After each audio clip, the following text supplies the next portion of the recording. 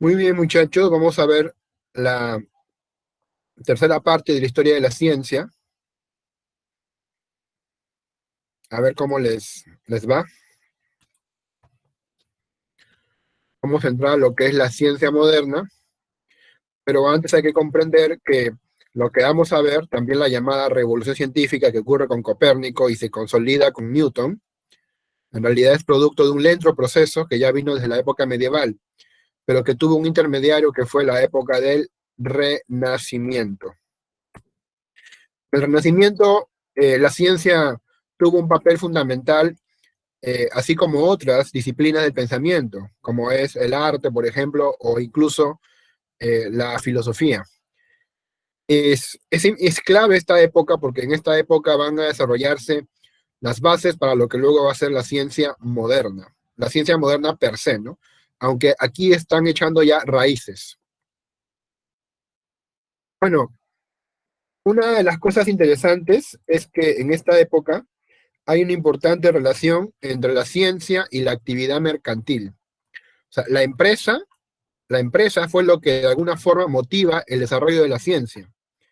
Piensen en todo aquello que se necesita para llegar a América. ¿Qué se necesita para llegar a América? Pues barcos, eh, rifles o armas, pólvora, brújula. Entonces, eh, la empresa científica estuvo de alguna forma motivada por intereses mercantiles o también sirvió a intereses mercantiles. Otra de las cosas que hay que decir es el cambio de paradigma que va a haber desde el modelo llamado geocéntrico al modelo llamado heliocéntrico. Bueno, este es una de las páginas de la obra de un famoso anatomista que fue Andrea Vesalio. Quiero que se percaten del detalle, de los detalles que hay, ¿no? A nivel muscular, de los detalles mínimos que hay a nivel muscular en este pequeño dibujo. Desde ya te das cuenta que los anatomistas o biólogos que también ejercen la medicina también tienen que tener dotes para el arte, para el dibujo. O sea, no son cosas mandadas a hacer, son cosas que solamente las puede hacer un especialista, alguien que no solo tiene habilidades, digamos, con el bisturí, sino también, de hecho, habilidades eh, pintando. Así, por ejemplo, entiendes que Da Vinci también haya contribuido al arte y también a la biología en algunos aspectos, porque Da Vinci también tenía mucha precisión para dibujar musculaturas, igual que Miguel Ángel. Entonces, aquí había pues un crisol muy interesante de ideas juntándose. Sacan eh, Andrea Vesalio, que vamos a conocerlo ahorita, y también Paracelso. Paracelso tiene un plus. Este personaje sale en un anime que te comenté la semana anterior, no sé si lo llegaron a ver o si lo escucharon, que se llama Full Metal Alchemist. Y más o menos el padre del protagonista es este señor. Es este señor. Claro que la historia ahí que te cuenta no es fiel, ¿no? Pero al menos da gusto saber que los que hicieron este dibujo tienen formación histórica definida, ¿no? Tienen una buena formación histórica. Lo demás es ficción, ¿no? Pero con que lo mencionen a él es interesante. De hecho que sí. Bueno, sigamos. Ahí está Andrea Vesalio. A ver, ¿ustedes saben cómo es la primera clase de medicina en San Marcos? Te voy a decir lo que a mí me han contado, no lo he podido ver, pero tiene sentido. Dicen que a los cachimbos, el profesor los lleva sin que ellos sepan a un cuarto y, bueno, prende la luz y destapa una sábana y aparece un cadáver. Entonces la gente un poco que se asusta. Y el profesor, que también es médico, lo que hace es agarrar un bisturí y comienza a abrir el cadáver. Comienza a partirlo así como si fuera un pollo, partirlo, lo abre, mira las venas, chorrea la sangre. Algunos se asustan, otros lloran, otros vomitan. Profe, ¿por qué hacen eso? Bueno, eso es lo que se llama el rito de iniciación, ¿no? Se hace eso porque hay que saber pues, quién tiene habilidad o no para la medicina. Hay gente a lo mejor que postula la medicina porque piensa, Bueno, ¿qué pensará? Pues, ¿no? Pero para la medicina, aparte de conocimientos, hay que tener una virtud que tiene que ver mucho con el tener pues estómago, ¿no? Tener estómago para soportar lo que vas a ver, sangre, venas, músculos moviéndose, ¿no? Eh, ¿Y quién crees tú que innovó esto? Justamente quien dio este tipo de clases por primera vez, según se cuenta, fue Andrea Vesalio. Andrea Vesalio fue el primero en dar ese tipo de clases, el primero en dar ese tipo de clases. Antes era todo por libros nada más, ¿no? Y si conocías algo era por tu propia práctica, o sea, ensayo y error. Pero no, pues con Vesalio fue distinto. Vesalio tiene esta obra que se llama De Humani Corporis Fabrica, que se traduce algo así como la estructura del cuerpo humano. Te voy a explicar más o menos cómo era su libro. Imaginemos que tenga 4 capítulos. Imaginemos, pues tiene más de hecho ya. En el primer capítulo, tú ves este dibujo que ves acá, ¿ya? Este dibujo lo vas a ver, pero puro huesito nomás, puro huesito. Esa es la estructura básica según Andrea Besario del cuerpo humano, los huesos. En un segundo capítulo, en vez de huesos, vas a ver como acá músculos, como acá vas a ver músculos. En un tercer capítulo, solamente vas a ver puras venas, ¿no? Sistema nervioso. Y en un cuarto capítulo, digamos, vas a ver puros órganos. Por ejemplo, cosas como el corazón, el hígado, el vaso, el estómago y cosas así. Pero lo interesante es eso, es como ver un mismo gráfico, cómo lo vas variando y vas mostrando en diferentes posiciones cómo deben estar ubicados los órganos. Eso fue fascinante, ¿no? Eso a nadie se le ocurrió hasta que llegó Vesalio. Y llegamos a Paracelso. Paracelso, en el dibujo que te digo, en realidad se llama von Hohenheim. Von Hohenheim. Pero su nombre es mucho más largo, ¿no? Teofrastro Filipo Aurelius Bombastus von Hohenheim.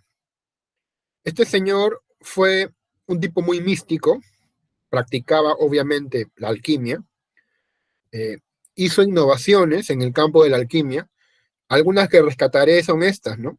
Básicamente Paracelso sostiene que el cuerpo es un sistema químico y en base a esto explica algunas enfermedades.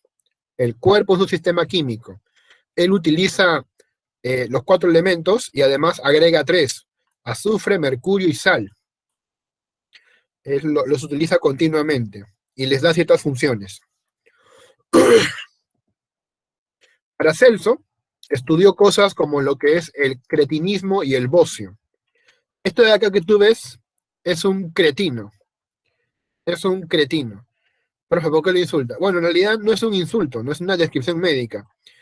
El cretinismo es una enfermedad que conduce a que la gente desarrolle una patología, ¿no? Por su cuerpo, por ejemplo, no desarrolla bien, tiene brazos muy largos, piernas muy largas, también el aspecto estomacal se hincha, el rostro tiene una forma definida, eh, como la nariz que se sobrepone, lo que son las mejillas se bajan, una frente ancha, eso es llamado el cretinismo. Y el bocio, que es una inflamación de la glándula tiroides. Entonces se le considera pues que él estudió esto, le da importancia en su época. Paracelso pues es un alemán. Él tiene pues mucha consideración por la alquimia. Para él la alquimia era la ciencia de la transformación de los metales groseros. Este señor, a ver, mira, te voy a decir algo interesante. A ver si me hablan por el micro, ¿no? ¿Qué es la anemia? A ver, ¿quién me dice? ¿La anemia qué cosa es? ¿Es la ausencia de hierro en la sangre? Ah, genial, ya lo dijeron ya. Y bueno, seguramente pues como ya sabes, esto se debe curar pues ingiriendo hierro. Y curiosamente los alimentos que tienen hierro son alimentos de color rojo, aunque parezca muy infantil. Por eso no sé si tu mamá o tu papá te han dicho, ¿no? Cuando vas a donar sangre, tienes que comer cosas rojas o carnes rojas por el hierro. Aunque parezca un razonamiento muy infantil, tiene sentido. Bueno, eh, Paracelso llegó a esta conclusión de una forma muy distinta. De hecho, que hoy día lo que harían, ¿qué cosa sería? ¿No? Análisis sanguíneos y reacciones químicas en la sangre para ver si hay o no hay hierro. Y también deben haber síntomas también, síntomas en la persona. Los síntomas de la anemia son, obviamente, una delgadez notable, una delgadez, debilidad, cansancio, cambios de humor, ya. Pero Paracelso hizo otro razonamiento, miren, a ver, este razonamiento que te voy a mostrar tiene que hacerte pensar mucho acerca de si los resultados científicos pueden obtenerse a partir de otro paradigma, a partir de otra forma de hacer ciencia. Miren ya, la anemia es una enfermedad vinculada con la sangre. La sangre es roja, rojo como el planeta Marte. Marte es el dios de la guerra, y en la guerra se usa el hierro. Lo que le falta a este señor es hierro.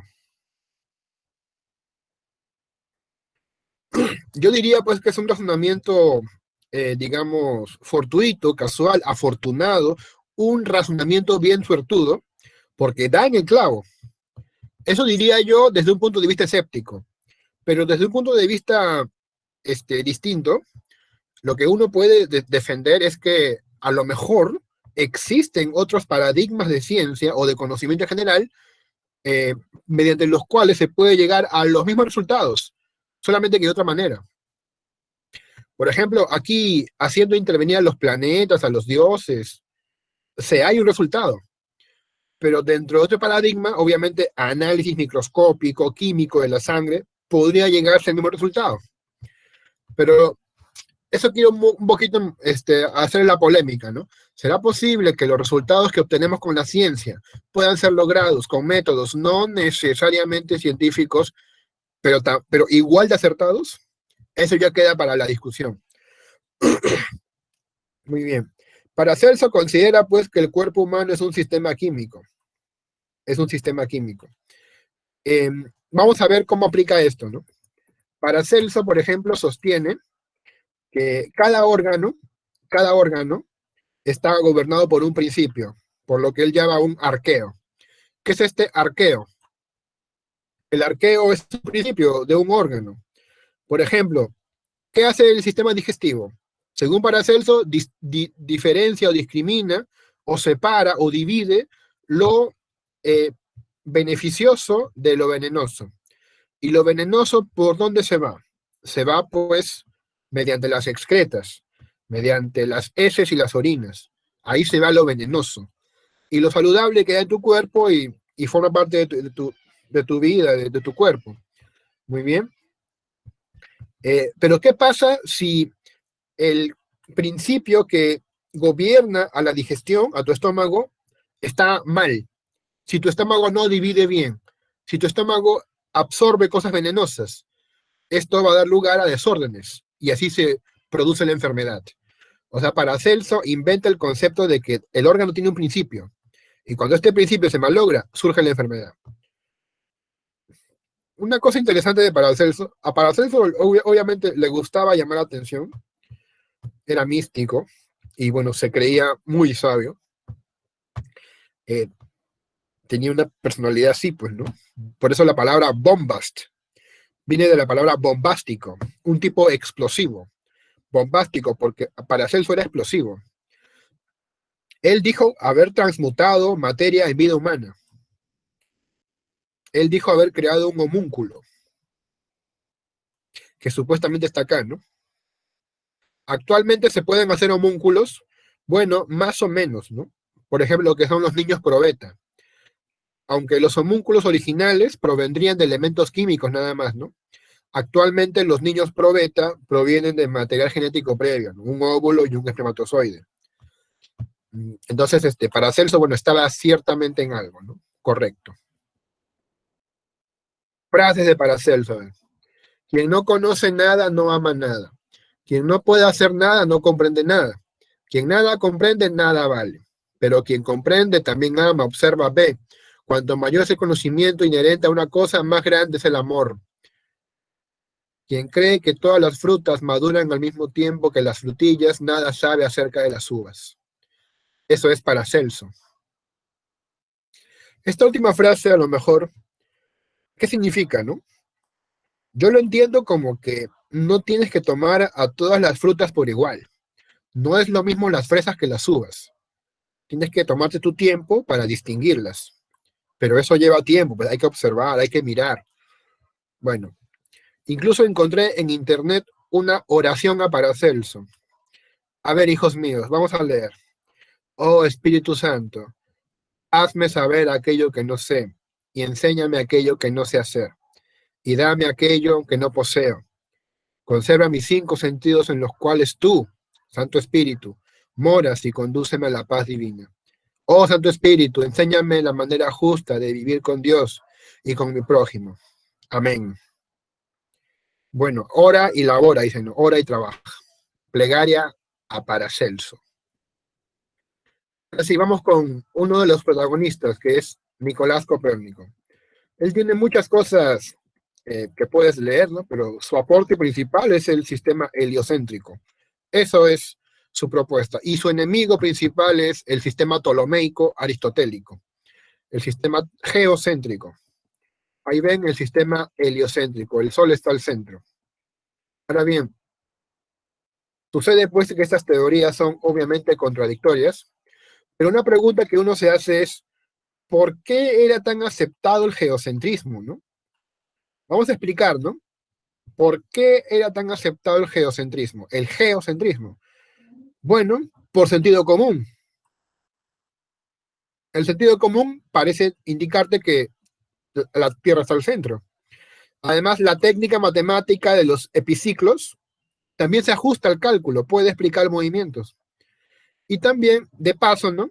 De pasadita, tu religión apoya tu creencia. Tu religión apoya tu concepción del mundo. Pero bueno, como saben, esas 3 razones no tienen fundamento, no resisten el análisis, ¿no? Ni el sentido común, ni la matemática exactamente, ni la religión son fuentes fidedignas para mantener una creencia. Sobre todo la última, o sea, la religión no tiene nada que ver pues con la ciencia, ¿no? En términos de resultado. Tycho Brahe. Tycho Brahe es importante porque él va a ser la persona que le va a heredar sus observaciones a Kepler. A Kepler. Johannes Kepler va a heredar las observaciones que hizo Tycho Brahe. Tycho Brahe tiene 2 aportes aquí que quiero comentar nada más. Uno de los aportes fue que él sostuvo que entre el 72 y el 74 vio una estrella que luego desapareció. Y él calculó la distancia y razonó que debería estar en la esfera de las estrellas fijas. Las estrellas fijas justamente eran inmutables. Si fueran tan inmutables, la pregunta es, ¿por qué veo una estrella que aparece y luego desaparece? Entonces, eh, la deducción era obvia, ¿no? Es porque no están fijas, sino que cambian, ¿no? O sea, el cambio está mucho más allá de la Tierra y el Sol. Y eso fue muy, muy importante para la época. También él fue el primero en desmentir la teoría de los cometas. Algunos piensan que los cometas son como las tormentas. ¿Cómo así? Fenómenos atmosféricos, así como hay tormentas o truenos o rayos, así son los cometas, ¿no? Son fallas en el sistema atmosférico. Eh, Tycho Brahe más bien dijo que no, que eran cuerpos moviéndose por las estrellas. Esto lo dijo él por primera vez. Francis Bacon, recuerdan, la vez pasada vimos a Roger Bacon. Ya, no tiene nada que ver, no estuve averiguando, no tienen mayor vinculación que la única gracia de compartir su apellido. Francis Bacon fue el que sostuvo esta frase. Saber es poder. Saber es poder. O sea, con Francis Bacon algunos inauguran lo que se llama la época tecnológica en la vida humana. El conocimiento no solamente tiene que ser para saber, sino que tiene que ver sobre todo para aplicar esos conocimientos en la vida cotidiana. Francis Bacon eh, dijo que la ciencia debe liberarse de 4 ídolos. ¿Cuáles son esos 4 ídolos? La tribu, la caverna, el foro y el teatro. ¿Cómo es la tribu? A ver, tendencias antropomórficas atribuidas a la naturaleza, ¿no? Por ejemplo, no sé si han visto o si quieren busquen más tarde por internet la cara de Marte. Algunos en la época de los 60, 70, si no me equivoco, vieron la cara de Marte. O sea, tomaron una foto, la NASA tomó una foto a Marte y vio un rostro humano.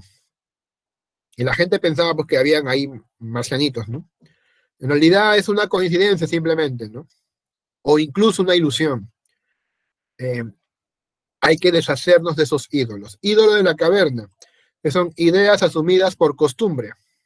Ideas asumidas por costumbre.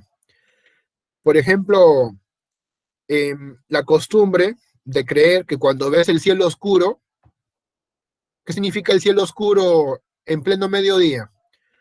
Algunos piensan que es un mal presagio, ¿no? Un mal presagio. Pues no, no necesariamente, ¿no?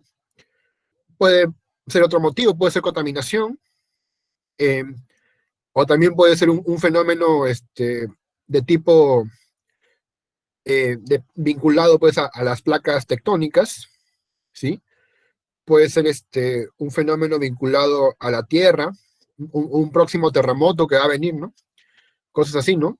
No tiene por qué ser un mal presagio, no tiene por qué ser necesariamente algo de ese tipo. Por eso hay que deshacernos de los ídolos de la caverna.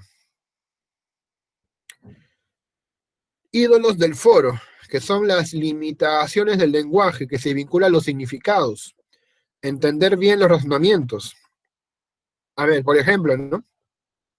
Piensen en un típico razonamiento falaz de equívoco.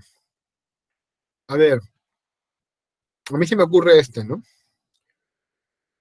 La ociosidad es la madre de todos los vicios. Y a una madre se le respeta. Por lo tanto, hay que respetar a la sociedad. Es una falacia, ¿no? Es un ídolo del foro, por eso hay que aclarar bien nuestro lenguaje. Y finalmente, los ídolos del teatro, que tienen que ver con creencias filosóficas antiguas, asumirlas como actuales. Por ejemplo, hay gente que hasta hoy en día leen a Platón, leen a Aristóteles y nada más que eso. Y eso puede ser peligroso. Deberían también estar al tanto de la ciencia, ¿no? Podrían estar al tanto de la ciencia, si quisieran. Francis Bacon también escribió una obra que se llama La Nueva Atlántida. Y te explicaré un poco sobre eso. Previamente hay que mencionar que Francis Bacon pues, rechaza el método de Aristóteles y él propone un método inductivo. Esto sobre todo va a ser mucho más claro en el Círculo de Viena, más adelante todavía, ¿no? Miren, este dibujo que ven acá es la portada de su obra La Nueva Atlántida.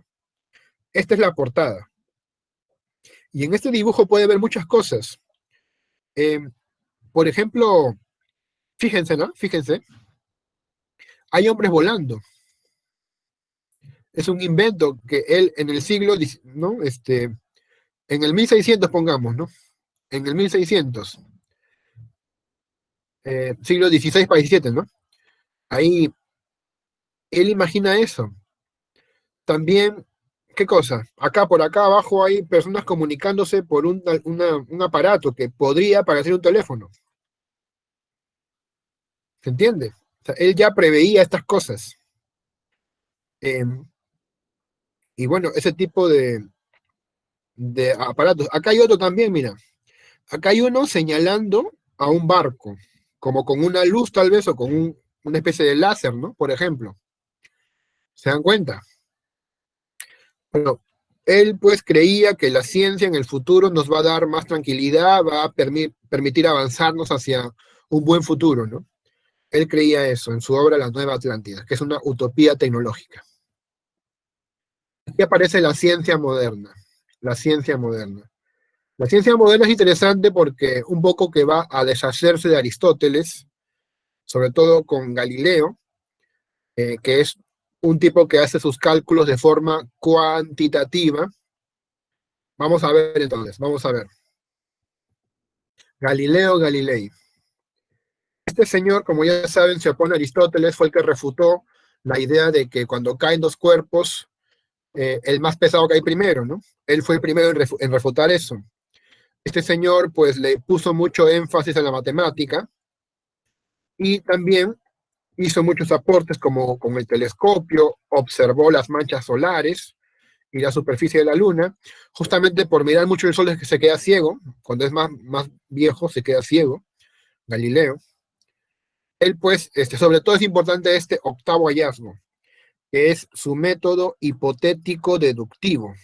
Este es el más importante que quiero yo comunicarte por intereses epistemológicos. Miren, este método es así.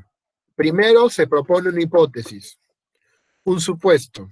Por ejemplo, a ver, ya voy a suponer que los cuervos son inteligentes. H, esta es mi hipótesis H. Ahora voy a deducir una consecuencia comparable experimentalmente.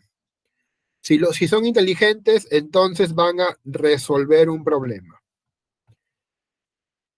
Ahora voy a aislar los factores intervinientes para crear una situación artificial y comprobarlo. Entonces lo que voy a hacer es poner a los cuervos, a muchos cuervos, o a uno o dos, frente a problemas que si los resuelven se les da comida, ¿no? Y así el cuervo tiene un motivo para resolverlo. Hay un experimento muy sencillo, que es este de acá, ¿no? Ponemos un tubito, algo así, ¿no? Una botellita, y acá un tubo de ensayo. Agua al mismo nivel casi. Y aquí flotando comidita. Entonces, ¿qué hace el cuervo? El cuervo pues tiene hambre, ¿no? Tiene hambre. Y como tiene hambre, va a querer comer. Pero ¿qué pasa? Está muy abajo el agua, pues, ¿no? Su pico no entra. Su pico entra más que hasta acá. Entonces, en un lugar se ponen piedras. Se ponen piedras como para que entren por esas entradas de las botellitas, varias piedritas. El cuervo hace esto inmediatamente. Nadie le enseña. Ve las piedritas y ve que aquí encaja. Y como ve que encaja, las mete. Y cuando la mete, sube el agua. Mete aquí otra más, sube el agua, pero no llega todavía. Pero se da cuenta que aquí, que no es flaquito, mete la piedrita y sale más. Sube cada vez más rápido. Entonces aquí mete más y come su alimento. Y eso se ha hecho con experimentos, ¿ah? A los cuervos. Y finalmente, paso 4, componer las leyes naturales formuladas matemáticamente. O sea, habría que ver de repente tal vez una velocidad de aprendizaje del cuervo. Si es que hubiera una fórmula matemática, sería genial. Entonces, lo importante es esto, ¿no? Que Galileo es un tipo que sobre todo busca leyes científicas. Estos fueron sus aportes. El famoso experimento de la Torre de Pisa, estudio del péndulo, el cálculo de la velocidad y la distancia que recorre por segundo un móvil a una determinada aceleración y los cálculos respectivos. Kepler. Kepler es muy importante en la física, pero sobre todo por sus tres leyes de Kepler que ustedes deben conocer. Todos los planetas se desplazan en órbitas elípticas, el radiovector que une un planeta y el Sol barra en áreas iguales, en tiempos iguales, y los cuadrados de los periodos de revolución de los planetas son directamente proporcionales a los cubos del radiovector medio. Estas tres leyes de Kepler pues son fundamentales y las deberán conocer. Ahora podemos hablar de Newton. También sus tres leyes son pues fundamentales. La ley de la inercia. Todo cuerpo en movimiento o en reposo quiere seguir estándolo. Esta ley que se expresa de forma matemática, ¿no? La fuerza es igual a masa por aceleración. O esta ley que es la ley de acción y reacción, por ejemplo. Ya está. Isaac Newton también tuvo una especie de cuarta ley, que se expresa con esta fórmula, ¿no? A ti que te gusta F, ¿no? La palabra F, ahí está, F por Newton, F.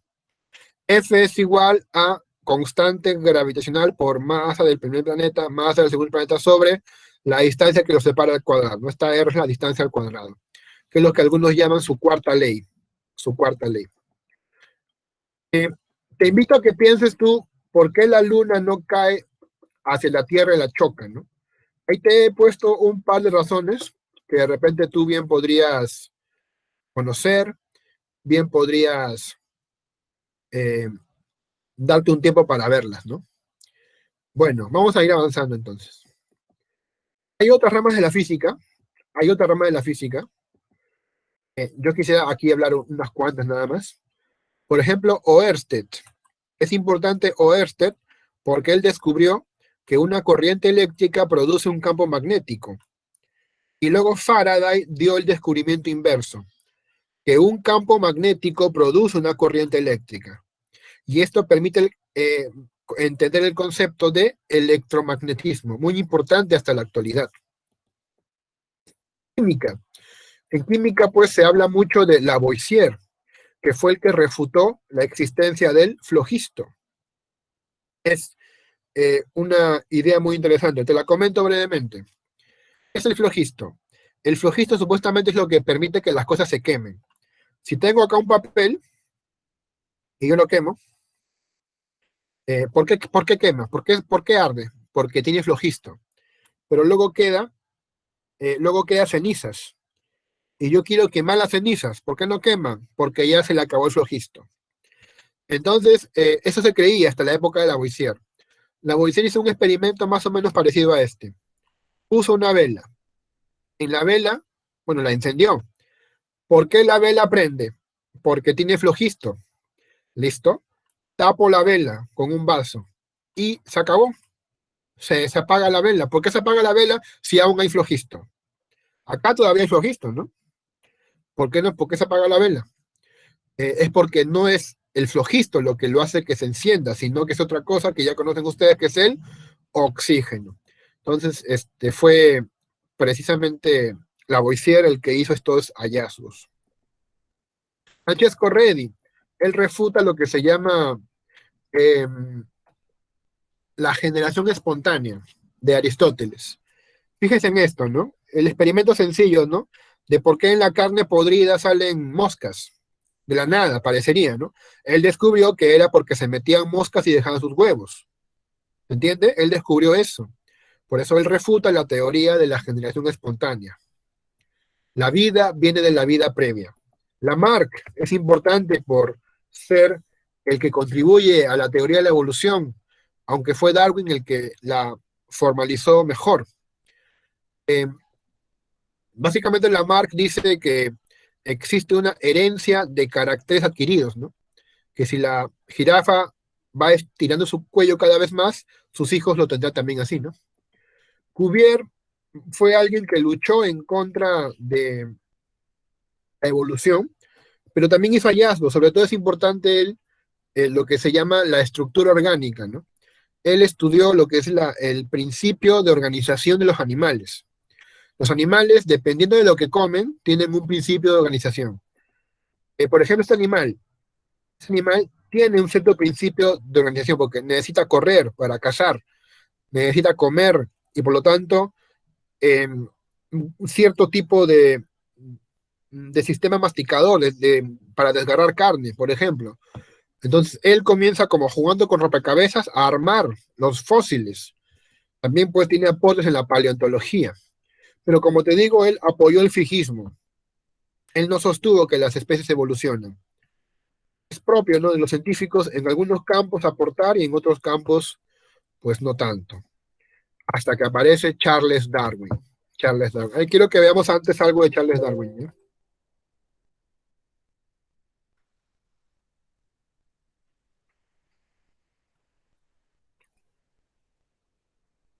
Vamos a ver uno de la BBC, que es este de acá, ¿ya?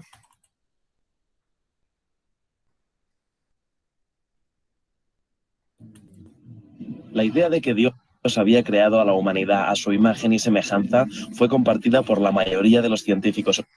occidentales hasta mediados del siglo XIX. Pensaban que esta fuerza divina había concebido a todas las criaturas del planeta, hasta que llegó Charles Darwin.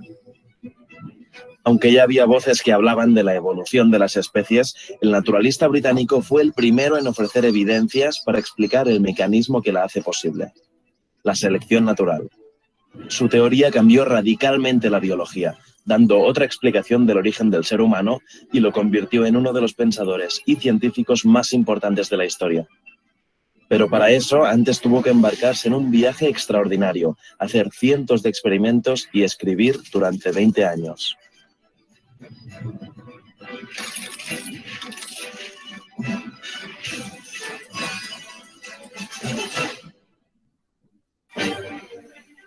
En 1831, Darwin tenía 22 años y estudiaba en la Universidad de Cambridge, cuando lo invitaron como naturalista a una gran expedición.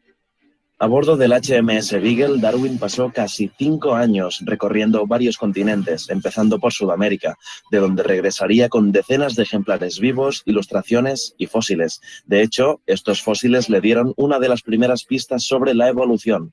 Por ejemplo, al ver los restos de un milodón, un animal gigante similar al oso perezoso, pensó que el parecido no podía ser coincidencia, tenía que haber un parentesco con la especie actual.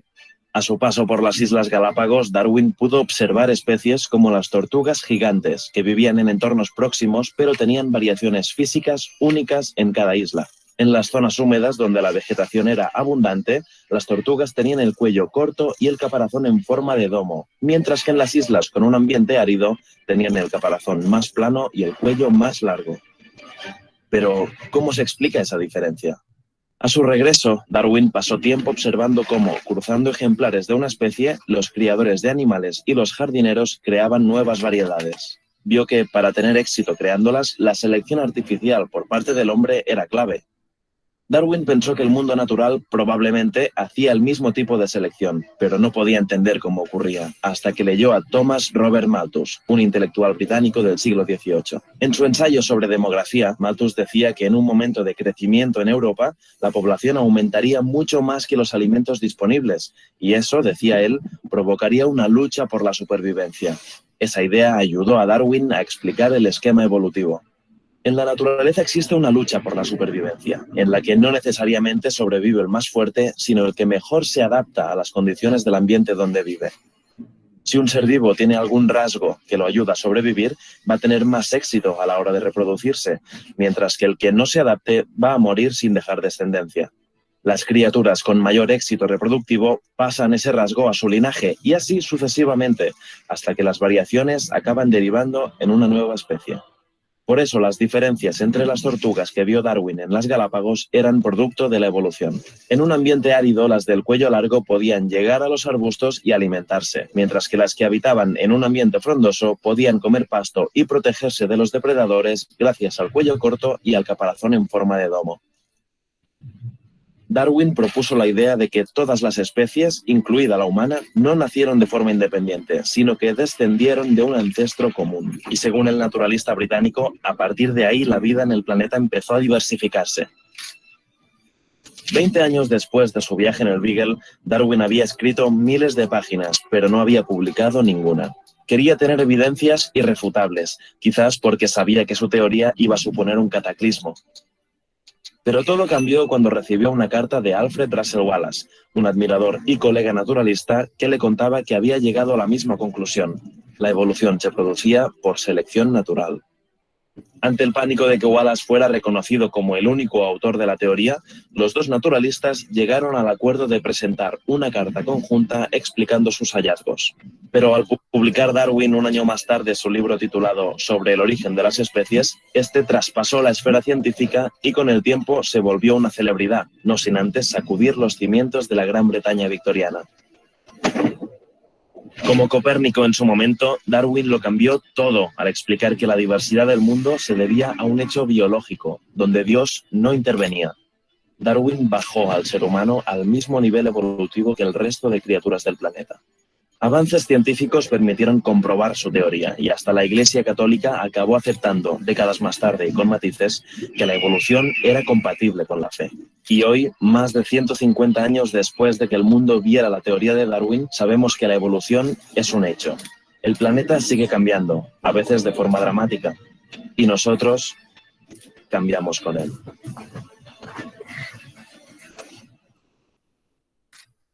De Darwin se cuentan muchísimas historias y muchísimas anécdotas, pero hay una especialmente curiosa. Se dice que pasó un tiempo en la Patagonia tratando de encontrar un ejemplar de ñandú pequeño, que es un tipo de ave. Y lo encontró, pero el tema es que lo encontró en su plato, se lo había comido sin darse cuenta.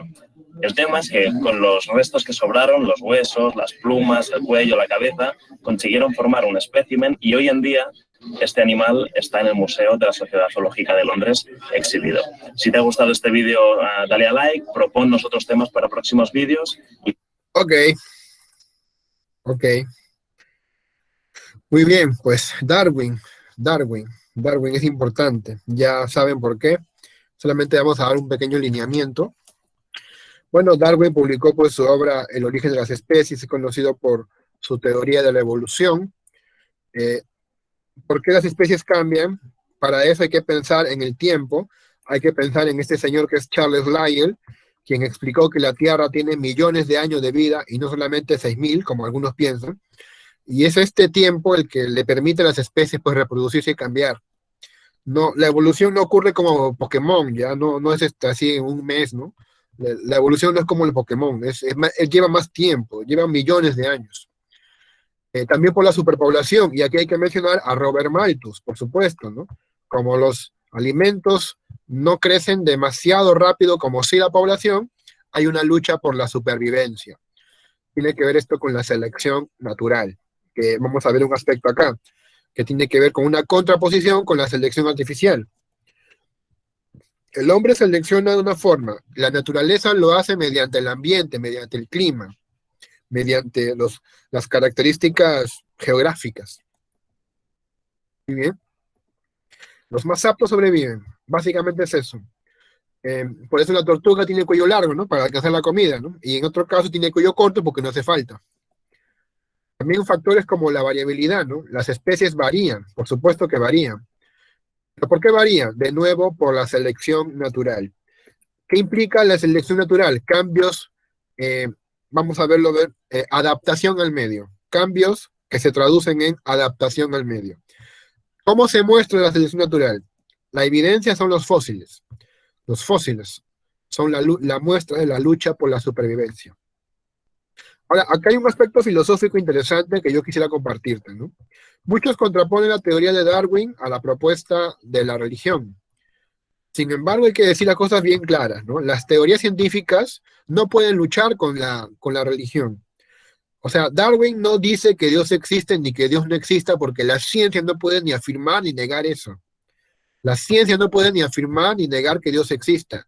Los que hacen eso son los humanistas, que son los que llevan los resultados científicos al terreno de la discusión, al terreno de la polémica. Pero la ciencia ni te lo prueba ni te lo niega, porque no es un tema científico. O sea, los que ven conflicto entre ciencia y religión, en realidad deberían ver el conflicto entre humanistas, simplemente, entre los difusores de la ciencia, ¿no? Y los difusores de la religión. Acabamos con Mendel, que fue, pues, curiosamente un religioso, ¿no? Que hacía conocimientos científicos, sobre todo vinculados a lo que luego veremos como la genética. Las 3 leyes de Mendel, que también deberías conocer. Eso tiene Mendel, que cuando cruzas tú 2 especies puras de distinto tipo, ¿cómo van a salir los hijos de la primera generación? Van a ser iguales.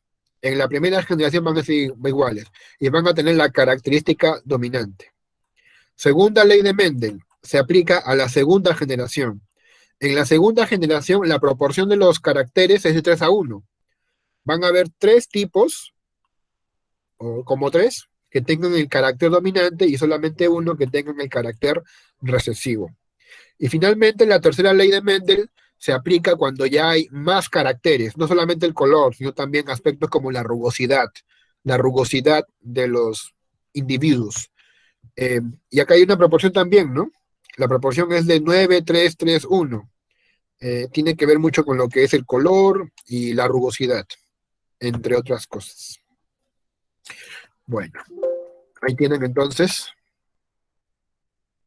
Vamos a dejar de grabar.